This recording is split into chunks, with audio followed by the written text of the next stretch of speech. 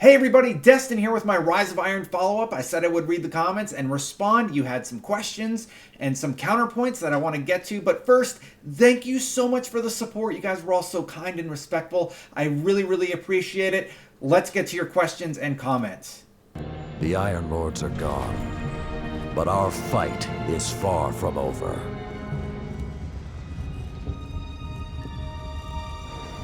So first up from Sean Hector, who had a comment about the Outbreak Prime quest. He didn't like it as much as I did, and actually a lot of people had that similar comment. So let's address that right away. I think it was special for me because I was there when it was being uncovered for the first time. So that's definitely why I had a great experience about it. A great experience with it. I can't talk sometimes. So while I will agree it was a bit tedious, especially near the ending, I still had a great time with it. Another point from the Festologist that a lot of people brought up was my point on Trials. I mean, it's basically 50-50 in the community, so yeah, Festologist said, you covered off on a lot of great points and completely agree on the story, raid, and Eververse parts. The only critique I don't fully understand is Trials. Yes, getting matched against amazing players sucks, however, getting the Lighthouse is meant to be for the players that are great. Again, very divisive topic. We'll agree to disagree, but I definitely understand your viewpoint. Thanks for writing in. Lewis Washada also says, no on the Trials ELO changes. Trials is intended to be a pro game mode. Already covered off on that. Love your enthusiasm for Trials. I think Bungie can do better. That's all I'm really trying to say in the review. It's absolutely fantastic, but I just challenge them to figure out a little bit better system. Back to multiplayer from Lance Tracy, he writes, good review, I agreed with most of it. One thing I don't share your opinion on is Iron Banner. I always saw this as a middle ground between Crucible and Trials of Osiris.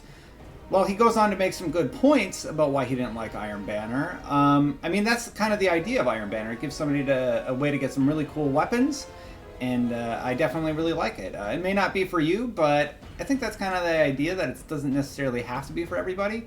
It's kind of for that middle audience, and I actually really like that about Iron Banner. Ken Taylor also makes a good point. He says, nailed it, Destin. The only thing I think you could have talked about is the new strike and revamped strikes. That's actually a really good point. I didn't elaborate that on my review, so thank you for pointing that out. We have the Wretched Eye strike. We have the revamped Sepik strike, one of the originals.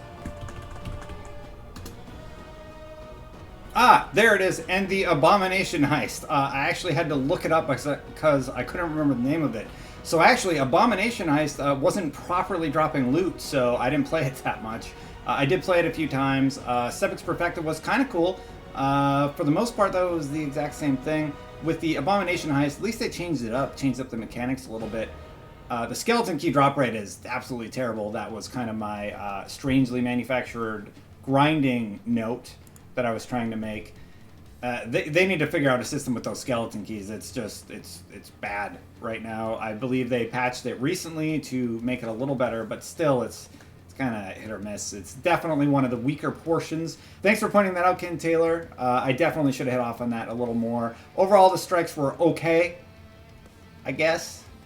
It's there if you like strikes. You got the Devil's Dawn Sniper. Yeah, that's kind of how I felt too. And finally, Kevin Danman actually had a point about the raid. He said, my comment is that I felt extremely cheated going into the raid with absolutely zero backstory on who we are killing and why. What is that big red room for? Why hasn't Rasputin noticed the Siva swarms? Really good point.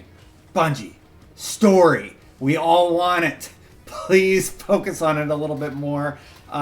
Yeah, you don't even get that much from the Grimoire card on Axis. Let's look it up quick and read what it says.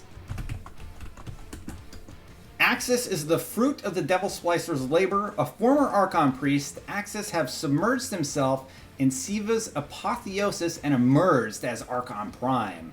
All that he was is gone. His dreams, his hopes, replaced by agency. He has shed his gods and his ether-like skin, and in his uplifted state waits in his perfection complex for offerings of Siva from the fallen.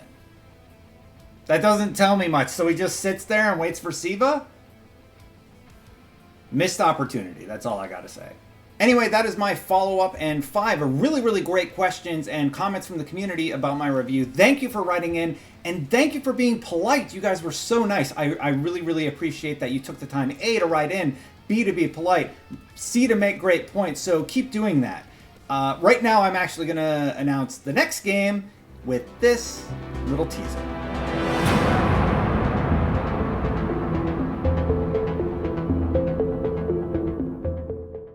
That's right, I'm going to go back to Mass Effect 1. I'm going to review Mass Effect 1, 2, 3, and then Andromeda when it comes out.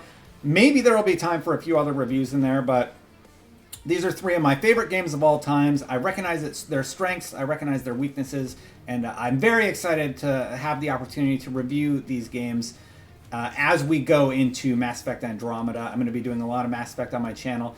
Thank you for all the support. Thank you for watching the review and sharing it. Thank you for all the kind words. I couldn't do this without you. Destin out.